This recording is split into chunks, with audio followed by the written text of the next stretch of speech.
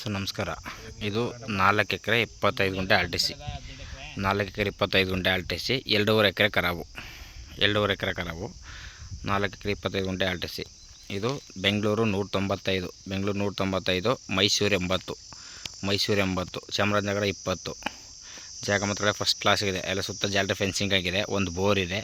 ಸ್ವಲ್ಪ ತೆಂಗಿನ ಮರ ಇದೆ. ಡ್ರೈಲ್ಯಾಂಡು ಸ್ವಲ್ಪ ತೆಂಗಿನ ಮರ ಇದೆ.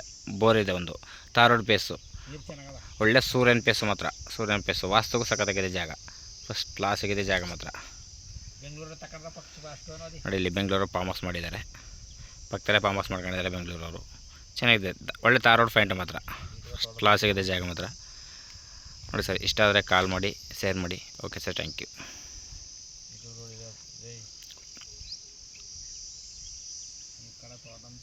ನೋಡಿ ಒಳ್ಳೆ ರೋಡ್ ಫೇಸ್ ಮಾತ್ರ ನೋಡಿ. ಇಲ್ಲಿ ಅಕ್ಕಪಕ್ಕ ತೋಟ ಮಾತ್ರ ಅದ್ಭುತವಾದ ತೋಟಗಳಿದೆ.